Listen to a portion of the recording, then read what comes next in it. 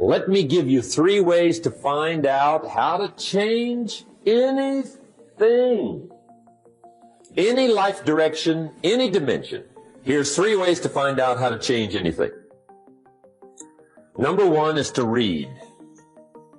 Become a good reader. All of the successful people I know and work with around the world, they're all good readers. Curiosity drives them to read. They gotta know. They just read. Become a good reader. Now that's my opinion. Listen to the other lecturers and listen to me and make up your own mind. Don't be a follower. Be a student. Okay? I say, really, for life change, you gotta read. One way to learn is from your own experiences, but another way to learn is from other people's experiences. See, one book might save you 5 years if you read it. Did you know there's books on how to be stronger, more decisive? Be a speaker, be a leader, have a better effect on other people, develop your personality. Did you know there's books on that? And people don't read them? How would you explain that? And they can read. Did you know that hundreds of successful people have written their stories in books and they wrote down how they did it and people don't read it? How would you explain that? The guy's busy, I guess. You know, you get tied up. The guy says, well, yeah, you work where I work. By the time you struggle home, it's late. You got to eat a bite of supper, watch a little TV, get to bed. You can't sit up half the night reading. And the guy's behind on his car payment. Good worker, hard worker, sincere. But you got to be better than sincere and work hard. Otherwise, at the end of your life, you'll wind up cold, stony broke. You got to be better than a good worker. You got to be a good reader. Get around successful people and listen. Now, you can also learn from unsuccessful people. Take notes on both, negative and positive. On the negative, the notes are called What Not to Do. And you got to learn what not to do as well as what to do. So learn from the negative as well as the positive. Okay? Find out what poor people read and don't read it. Right? That's good information. Learn from the negative. But now you can also learn from the positive. Get around successful people. Listen to what they say. Listen to how they say it. It's important. We've all got about 16 waking hours. Practice listening those 16 hours. And I say practice listening because listening isn't easy. I found out it's easier to talk than it is to listen. But if you will practice listening the 16 hours you're awake, sure enough, from surprising sources comes great ideas. In sales training we teach, if you want to learn sales, listen to the kids. Kids have got to be the master salespeople of all time. They have no equal. Father tells his young son, no, you cannot have an ice cream cone. 30 minutes later, he's licking on one. That'd be 30 minutes worth listening to. They got moves you wouldn't believe.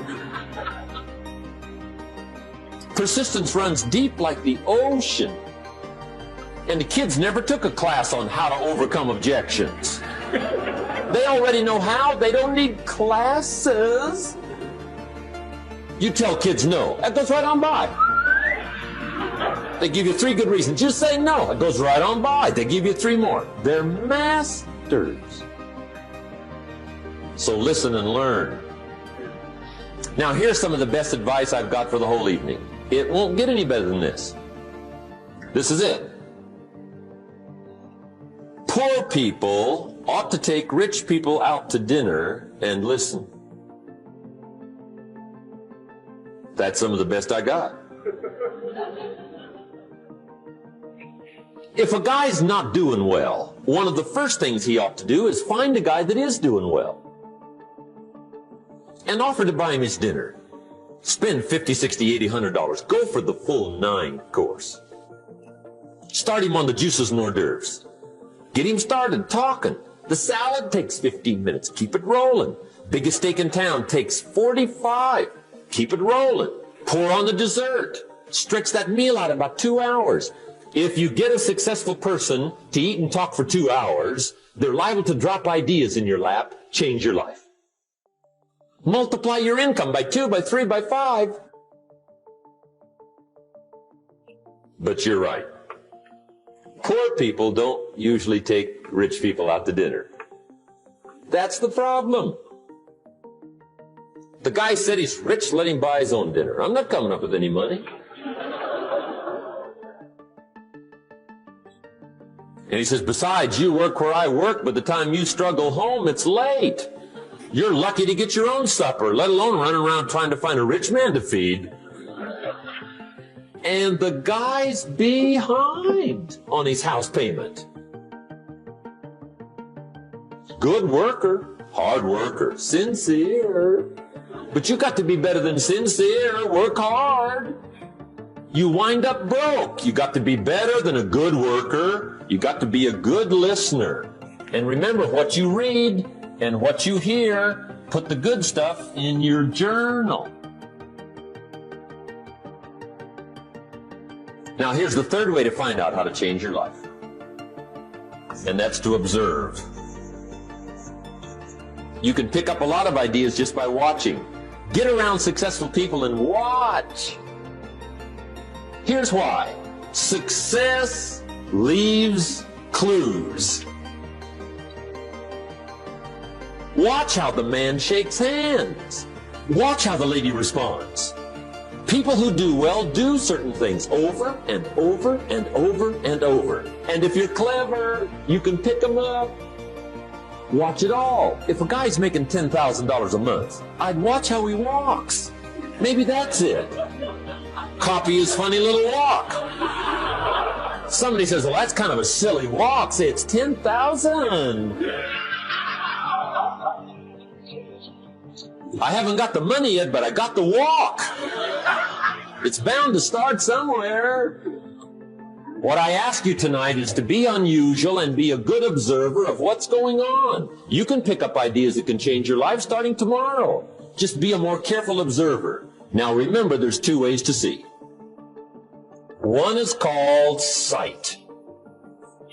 See with your eyes. The other one is called insight. See with your mind. See with your eyes, you'll see things. See with your mind, you'll see answers. Put your eyes and your mind to work. And the best advice on developing sight and insight is pay attention. Don't miss anything. In the weekend seminar we teach, one of the greatest fatalities to success is preoccupation, lack of concentration. The guy's mind wanders. See, you wind up average. You've got to learn to zero in and concentrate. I read a good article one time, Reader's Digest. The title was, Wherever You Are, Be There. Excellent. Don't miss anything. It is not difficult to get trapped by economic necessity and settle for existence rather than substance. We all have a choice. We can either make a living or design a life.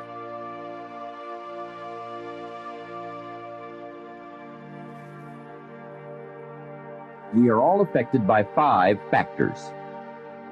The first is environment. The second is events. The third is knowledge. The fourth is results. And the fifth, and often overlooked factor that affects our lives is our view of the future, our dreams. Of all these 5 influences, make sure your dreams are the greatest influence on your daily decisions and activities. Put another way, make sure that the greatest pull on you is the pull of the future. For your dreams to greatly influence you, for the future to pull you, your future must be well planned. There are 2 ways to face the future. One is with apprehension, the other with anticipation. Guess how many people face the future with apprehension? Why? They don't have it well designed.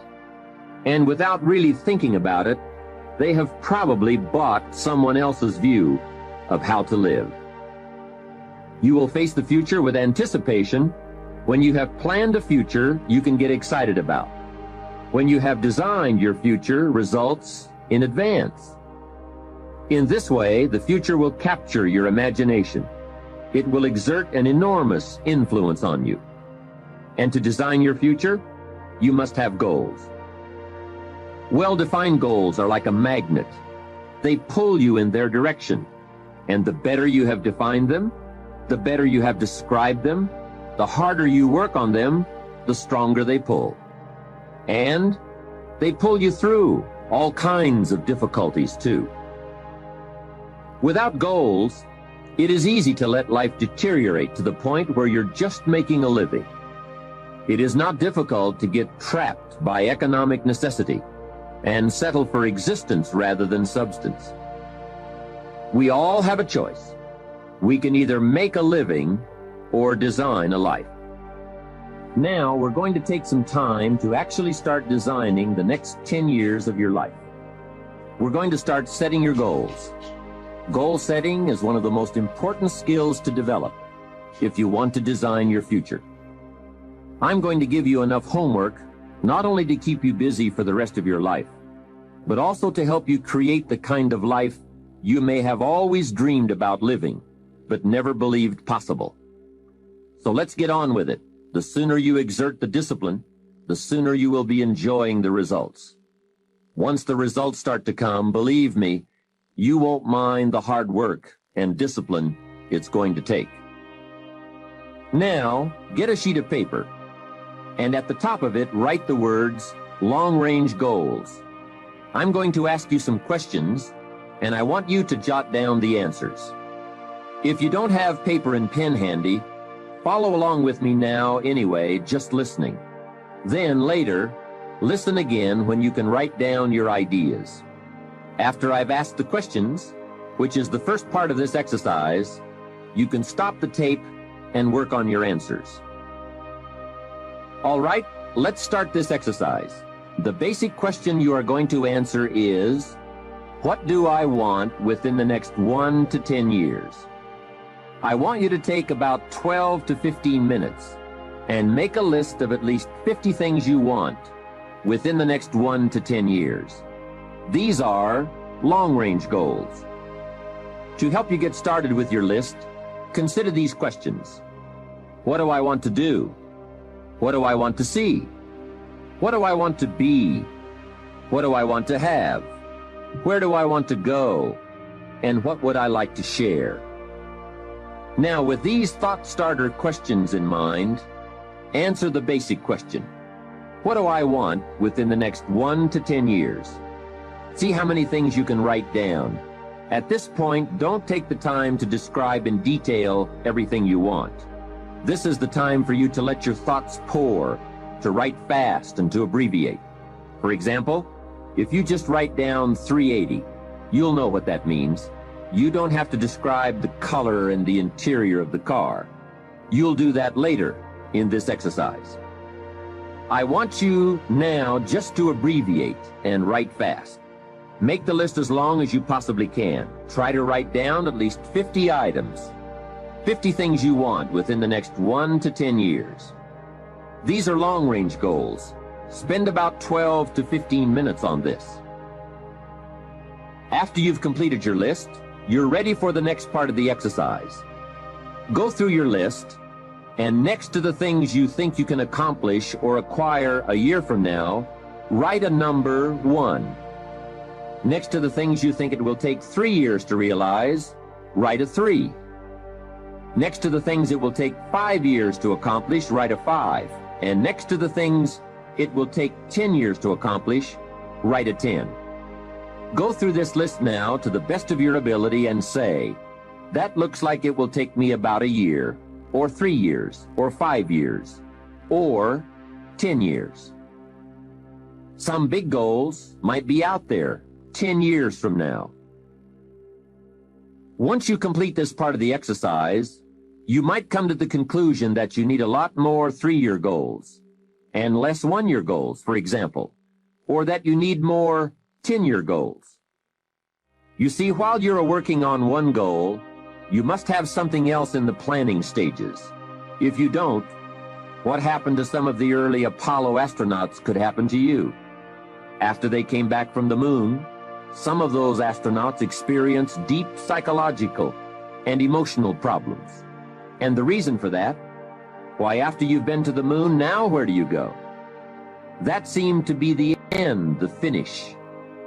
What later astronauts did was to make sure that they had major projects lined up after they returned from the moon trip.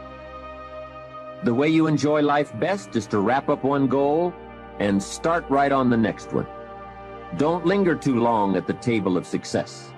The only way to enjoy another meal is to get hungry. Another thing to check for on your list is that you have included goals for each of these 3 important categories. First, make sure you've listed your economic goals, your goals for income, profits, and productivity. Second, make certain your list includes material items you want, tangibles, such as a home, a car, a boat, furniture, or jewelry. Don't attach the wrong importance to things, but they are important. Third, you'll want to include on your list goals for personal development. Write down all your personal development goals. Your goals to be more physically fit, to lose weight, to be more decisive, to be a more effective leader, to be a better communicator, to learn another language. Of course, there are other types of goals to consider: family goals, social goals, lifestyle goals. This is pretty heavy homework, but remember, whether or not you do your homework shows up in the marketplace as well as in the classroom. After you have determined which of your goals are 1 year, 3 year, 5 year, and 10 year, and after you've made certain your list includes economic goals, things, and personal development goals, I want you to go back to this list again. Now pick out the 4 most important 1-year goals, the 4 most important 3-year goals, the 4 most important 5-year goals, and the 4 most important 10-year goals. Those 16 goals will give you plenty of work for now. Get out some more paper, and in a brief paragraph, describe each goal. How high, how long, how much, what size, what model, what color, for example. Also describe why it is important to you. This is a process where you either talk yourself into it or talk yourself out of it, which is good. When you're unclear as to why something is important, usually you put only half-hearted effort into it. What you want is a powerful motivator, but the reason why you want it is an even more powerful motivator. It has greater pull. You may find that some of your goals you thought at first glance were important are not important after all. Do some reflecting, refining, and revising. The point is, right now, try to have approximately 4 1-year, 3-year, 5-year, and 10-year goals that you truly believe in, that inspire you, that you've sold yourself on. When these goals and the reasons you want to obtain them are each clearly described in a brief paragraph, transfer this information to a journal or some type of notebook that you can carry with you easily and refer to often. It's essential to set aside some time every week to review all of your goals, to rearrange them, redo them, restructure them, to add goals, or to tear up the whole list and start over. Goal setting is not something you do just once. It's a continual process. Also, you must constantly check your progress toward your goals. You don't want to fall too far behind on, or worse, lose sight of, your important goals. Now, just as important as your long-range goals are your short-range goals. Your goals for tomorrow, next week, next month, 6 months from now. These are goals you can accomplish within the next year, the immediate future. We call these goals confidence builders. When you work hard, burn the midnight oil, and accomplish these little things, it builds your confidence to go for your long-range goals. Write down in your notebook or journal all the little things you would like to have or accomplish in the next year. How you set up this list is up to you. You might want to break it down by week or by month. Set it up in whatever way works well for you. Part of the fun of having a list is being able to check off something as obtained or completed. Every week, try to check off at least one thing on your list of short-term goals. And when you are able to check off something major, something on your list of long-range goals, celebrate. Make winning joyful. Congratulate yourself. It is very important to celebrate progress. We grow from two experiences. One is the joy of winning, and the other is the pain of losing. Here's what that also means. Make losing painful. Put it on yourself. If you set something up, fooled around, didn't pull it off, put it on yourself. And get around people who will help in this area. Hey, don't join an easy crowd. Go where the expectations are high, where the pressure to perform is high. It's how we grow. Here's a most important question to spend some time answering. What kind of person will I have to become to get all I want? Write down a few thoughts on that. Write down some skills you'll have to develop, for example, and some of the things you're going to have to learn. Just spend a little time writing a few sentences on this. What kind of person will I have to become to get all I want? The answer to this will give you some personal development goals. Remember that income does not far exceed personal development. All of us have to do this kind of self-examination. I have to look at my own life and say, well, here's what I want, but am I willing to become what it takes to get what I want? If I'm too lazy, if I don't want to learn, read, study, and grow to become that kind of person, then I cannot attract what I want. Now, either I have to change my wants, or I have to change myself.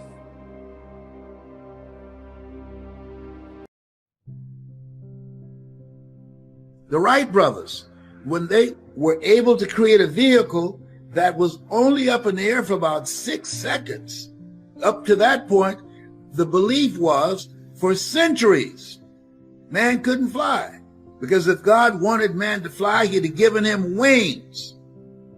You will never fly. You're not a bird. Get used to it. You're not even a pigeon. Get used to it. Might be a pigeon in your thinking, but you cannot fly. That was the belief.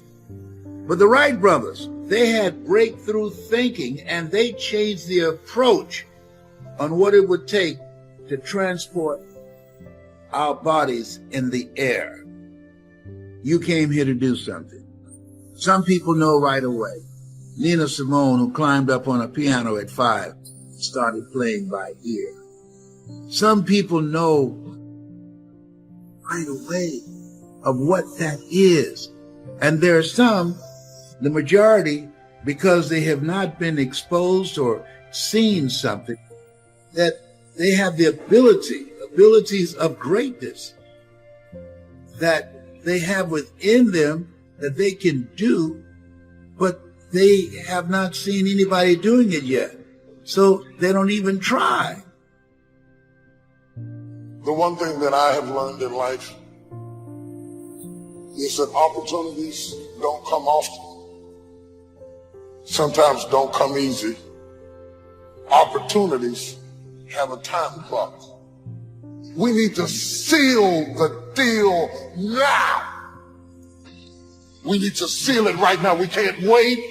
We can't put it off. We need to seal the deal right now.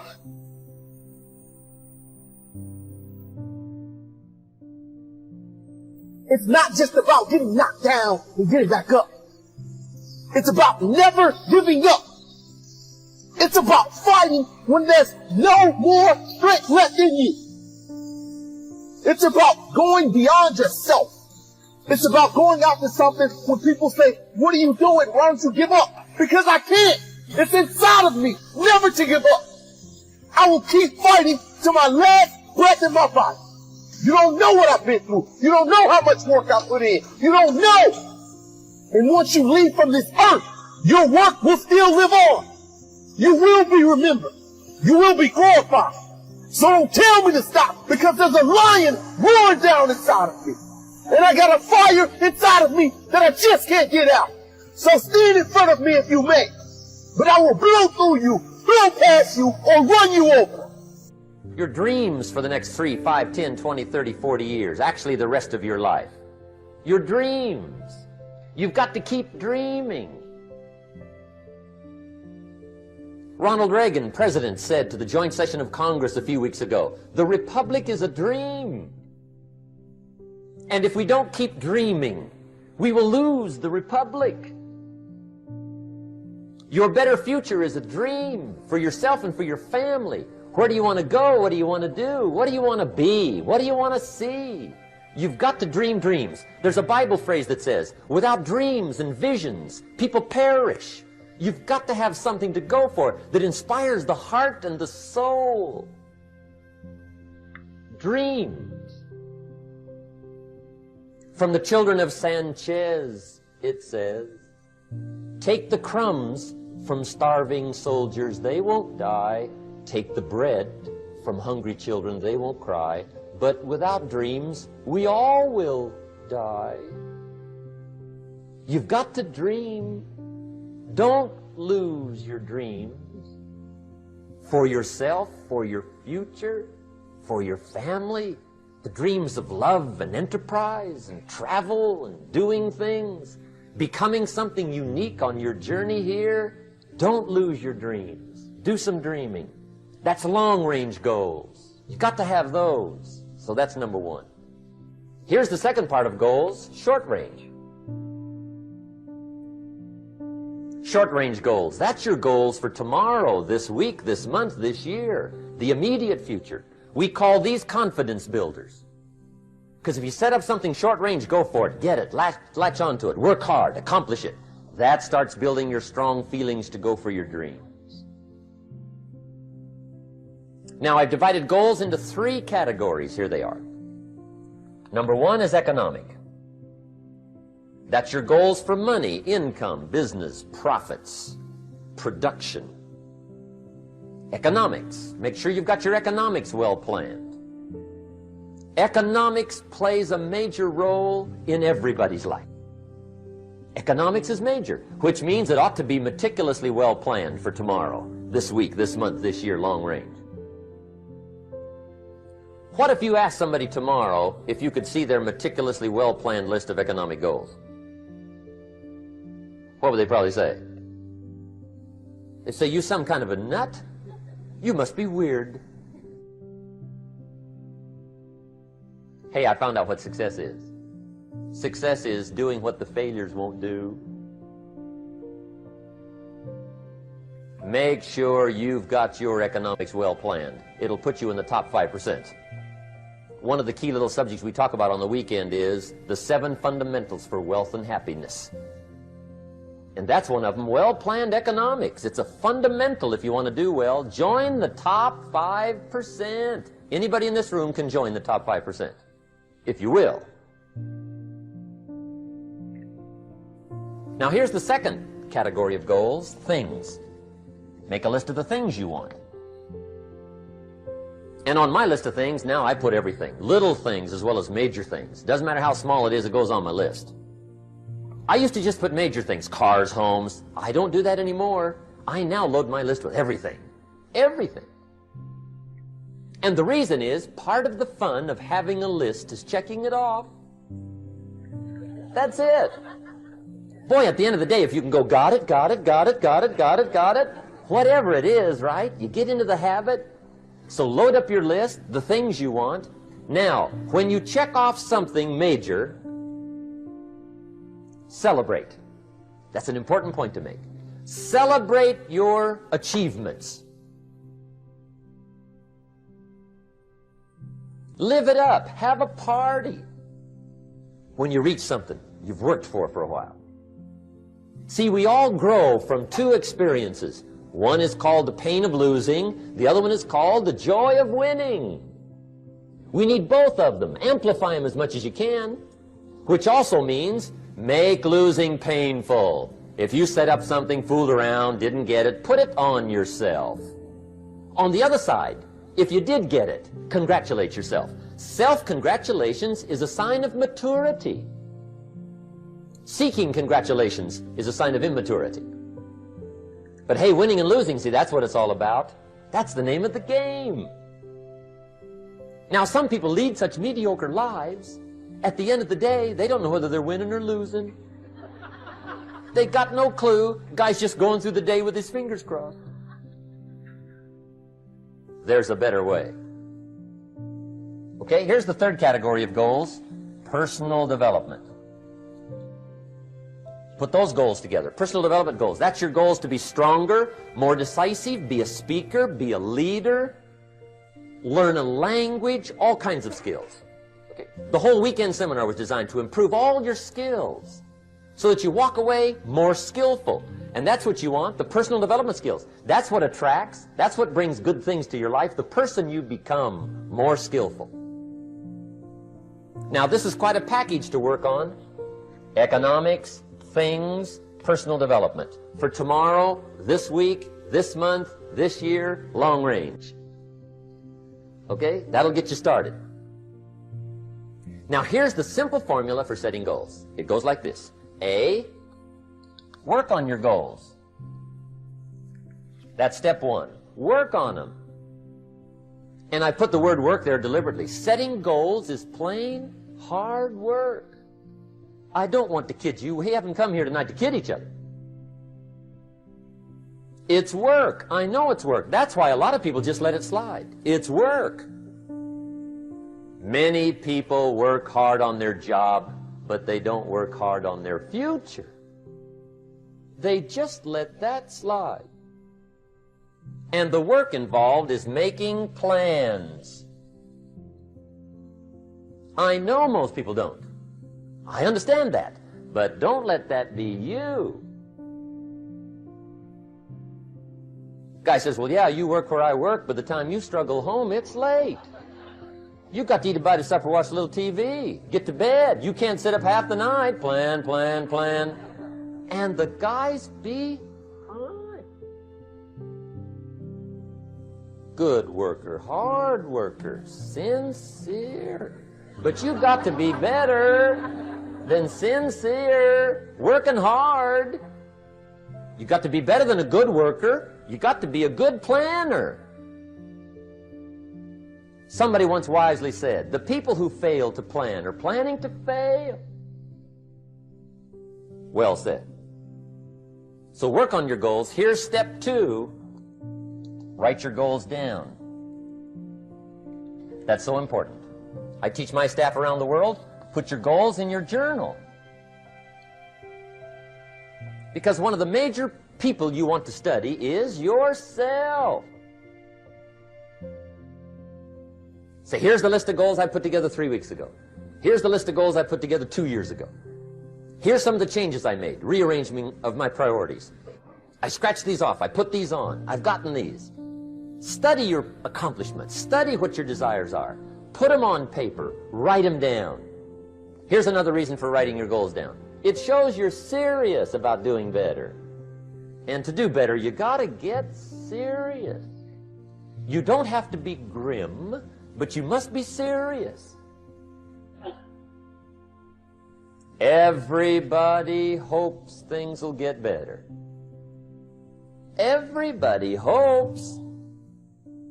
Poor people hope. That ought to tell you something.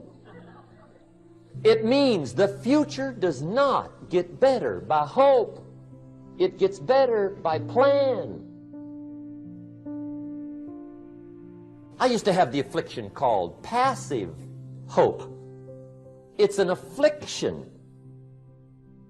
It's bad. Probably what's even worse than that is happy hope. Now that is really bad. That's bad. Happy hope. The guy's 50 and he's broke and he's still smiling. See, that's not good.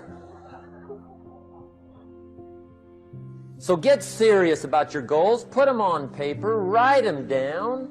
There's all kinds. His goals, her goals, their goals. Business goals, financial independence goals, family goals. I mean, there's so many things to work on this that if you don't get busy and work on it, sure enough, the time will pass. And sure enough, 5 years from now, you'll wind up where you don't want to be, wearing what you don't want to wear, driving what you don't want to drive, being what you don't want to be. Now's the time to fix it. Now, here's the third step to your goals. Check the size of your goals and the kinds of goals. How big they are, what kind they are, affects you.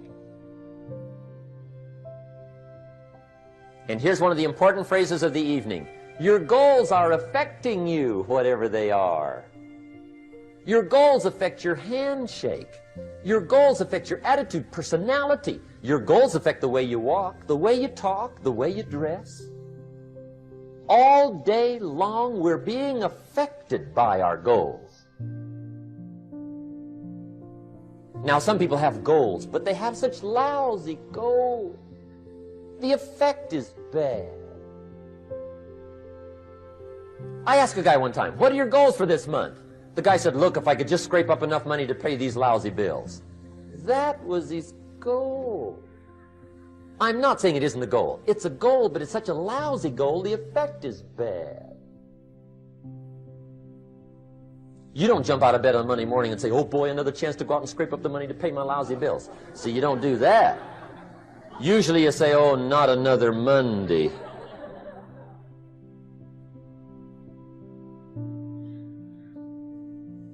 And some people have so given up on life, they have joined the thank God it's Friday club.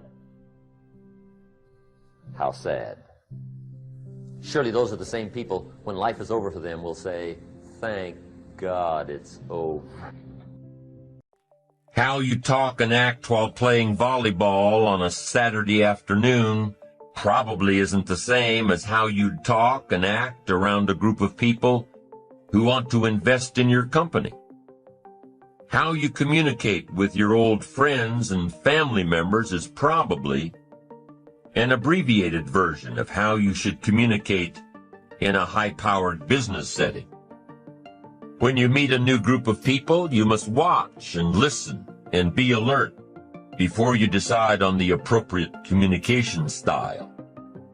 You might greet old friends with a slap on the back and a tasteless joke, but you certainly wouldn't greet a multi-million-dollar opportunity that way.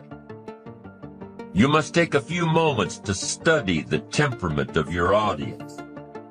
Listen to how they communicate with each other. Watch how they react to situations and comments. Study your audience, lest you engage in some behavior that will prove inappropriate and costly. Some people would make about $150,000 a year, but they have to be satisfied with about $50,000 because their behavior is costing them the rest of it. They've got the skills, but their behavior is costing them. Keep setting them aside.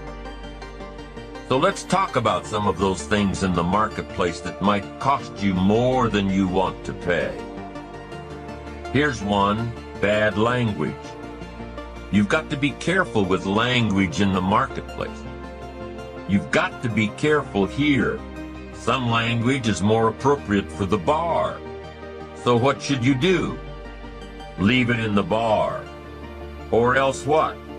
You'll have to pay the consequence. We must all be students of consequences, things that cost us, and language is one of the most important ones to consider language in the marketplace. Now, if you cuss and tell dirty jokes in the marketplace, that's acceptable to who? Other people in the marketplace who cuss and tell dirty jokes. You've got no problem with them. Matter of fact, they'll probably enjoy having you around. But if you cuss and tell dirty jokes to those who will be offended, then what? They certainly won't want to have you around. And what happens then? It'll cost you. Next one, being late. In some circles it's acceptable, but I'm telling you, most people view being late as being disrespectful. Disrespectful of their time. And if they feel that you're disrespectful of their time, they'll also feel you're disrespectful of their business. Why? Because everything affects everything. Now, if you have a legitimate excuse and your reputation already says that you're punctual, then you might get away with it a time or two. But be careful about being late. One day you just may be too late to close the deal. Be on time. You've also got to be careful about using inside lingo on the outside world. Your industry's buzzwords are just that. Your industries. Be careful not to use this terminology on the outside. People who speak computer language, they've got to learn to shift gears when they go out into the open marketplace. So watch your lingo. Remember to shift gears from the inside lingo to the outside world. You've got to become a good judge of character. Why? To protect yourself. There are shepherds, and there are sheep, and there are wolves. And we must be wise and understand that some wolves are so clever, they've learned to dress up like sheep. But do not miss the story of the full drama of life called good and evil. Awareness, sensitivity, understanding. Knowing the scenario and being on alert for what is called the inevitable. We must learn to be a good judge of character. And here's something else we must learn to do to work well with others. We must learn to deliver criticism and express anger in a safe way. It's inevitable. During the course of working with others, it's inevitable that you'll come across some situation that'll result in anger. Or criticism needs to be handed down. It's just a part of life, that you delegate some responsibility, and through either a lack of good communication or a lack of good listening on the other end, it's inevitable that some situation will get you all hot and bothered. Now, what do you do with your anger? You can't lash out. You can't lash out at your children or your friends or your colleagues. But here's what you can do, and here's what you must do.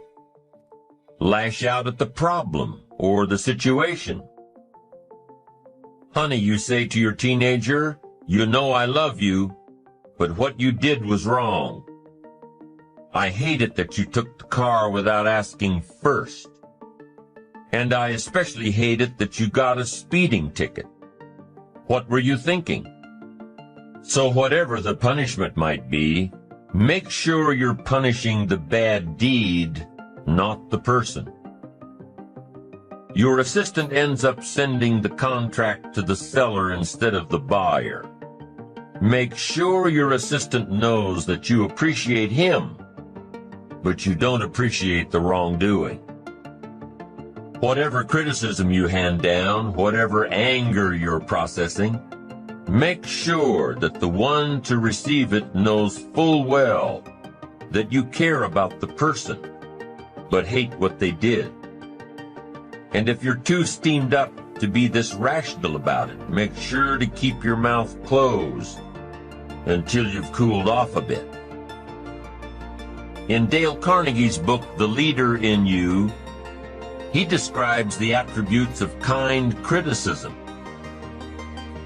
He quotes Andres Navarro's technique of kind criticism as the 3-for-1 rule. If you don't like something about the way someone works, write down the problem. But before you confront that person with criticism, discover 3 good things about the person. Noticing 3 good things gives you the right to criticize 1 bad thing. Interesting thought. Criticism after appreciation. With well-delivered words, well-chosen words, you can admonish the doing without admonishing the doer. This is important. You love the person. You hate the act. Make sure they know the difference. You don't have to couch the words. You don't have to hide your anger or disappointment.